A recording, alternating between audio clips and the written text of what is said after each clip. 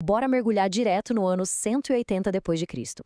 A gente vai explorar aqui uma obra monumental de Irineu de Lyon, chamada Adversus a Hereses, ou Contra as Heresias, que é basicamente o registro de uma batalha filosófica gigante pela identidade cristã primitiva.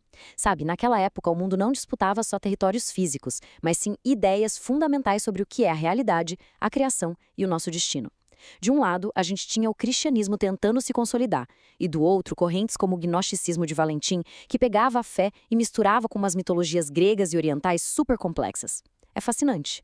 Para guiar essa nossa análise, dividimos o assunto em 6 pontos essenciais: gnose verdadeira contra falsa, a limitação do saber, o único Deus criador, ações e a matéria, milagres contra a magia e, para fechar, a jornada da alma. Começando então com o nosso primeiro ponto: gnose verdadeira contra gnose falsa. A verdadeira batalha pela verdade. Logo de cara, a gente vê um contraste muito forte. Pensa numa diferença drástica de visões de mundo. De um lado, a natureza super pé no chão do cristianismo ortodoxo, que defendia que o verdadeiro conhecimento, a verdadeira gnose, precisava ser acessível a qualquer pessoa, ancorado numa verdade universal.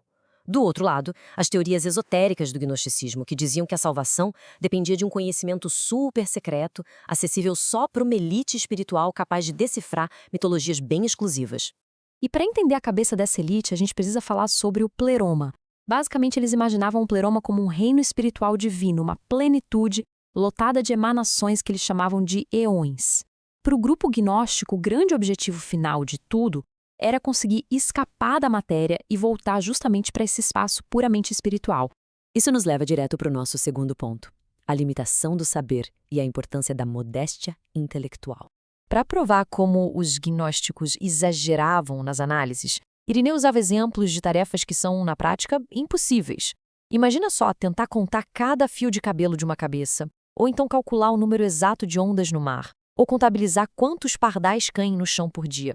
A lógica era: se a mente humana tem limites para coisas tão básicas da natureza, como é que alguém pode bater no peito e dizer que conhece todos os detalhes de reinos celestiais impenetráveis? É um baita apelo à humildade, não é? E Irineu amarrava muito bem esse argumento usando aquela frase famosa do apóstolo Paulo: a ciência infla, mas a caridade edifica. A ideia central aqui é que seria muito melhor ser uma pessoa com pouca cultura, mas cheia de amor e fé, do que acabar tropeçando no próprio orgulho intelectual a ponto de inventar novos deuses. Segundo os textos ortodoxos, esse excesso de teorias só levava a pessoa para longe do divino. Vamos então para a nossa terceira parte: o único Deus criador e o debate sobre a origem do universo. A gente precisa entender o conceito do demiurgo para sacar por que os gnósticos se achavam tão superiores ao mundo em que viviam. Na mitologia deles, o mundo físico não foi criado pelo Deus Supremo, de jeito nenhum. Teria sido obra de uma figura inferior, o demiurgo, que nasceu de uma falha cósmica. E é exatamente por causa dessa crença que eles repudiavam completamente a matéria. Eles se consideravam espirituais e muito acima desse Deus criador que, na visão deles, era falho. E tinha um debate linguístico no meio disso tudo. Os gnósticos adoravam apontar para os vários nomes de Deus nas escrituras hebraicas como uma prova de que existiam múltiplas entidades celestiais, mas a resposta histórica da ortodoxia veio pela filologia. Irineu explicava que nomes como Elohim, Sabaoth e Adonai não eram deuses diferentes, mas sim descrições, atributos de um único e mesmo Criador. Seguindo para o nosso quarto ponto, ações e a matéria. Como o corpo e a alma interagem nessa história toda? Aqui a gente tem um embate interessante.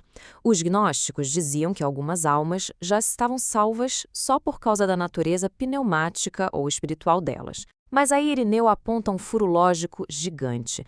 Se a natureza espiritual é a única coisa que importa para a salvação, porque os próprios gnósticos admitiam que algumas almas iam parar num lugar intermediário justamente por causa das ações delas. A provocação é clara: se as ações importam para uns, não deveriam importar para todo mundo?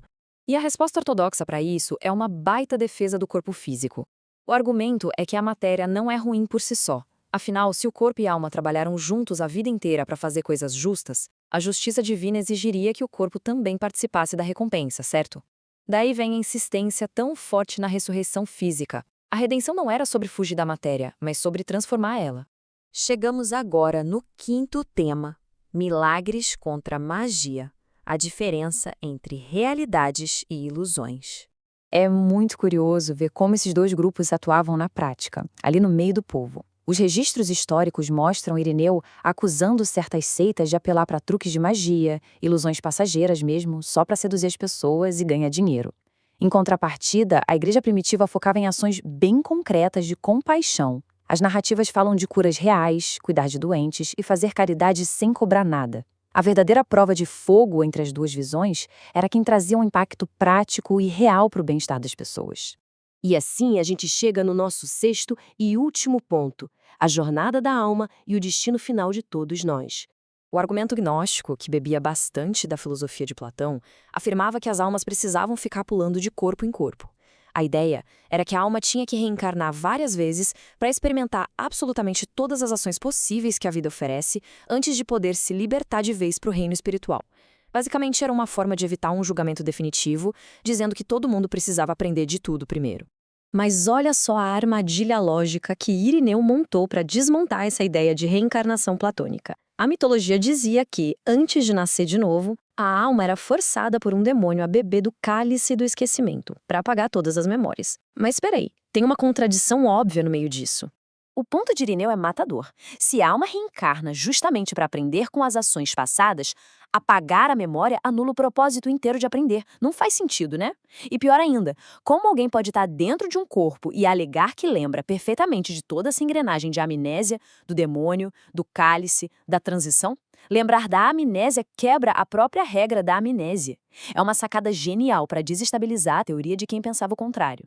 Então, em vez de ficar preso em ciclos sem fim e apagões de memória, a visão ortodoxa trazia um mapa bem mais linear e direto para a alma.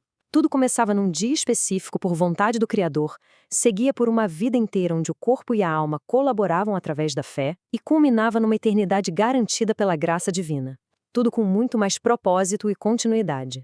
Para fechar a nossa análise, fica uma reflexão para a gente pensar. Esse choque enorme entre a busca por segredos obscuros, que fazem um grupinho se sentir superior, e a escolha por verdades abertas e acessíveis a qualquer pessoa. Será que isso ficou lá no século II? Quando a gente olha para o jeito que as informações circulam hoje, cheias de teorias de conspiração e bolhas exclusivas, é impossível não se perguntar se a humanidade algum dia vai deixar de lado esse fascínio pelo oculto. É ou não é uma baita reflexão para levar para o nosso dia a dia?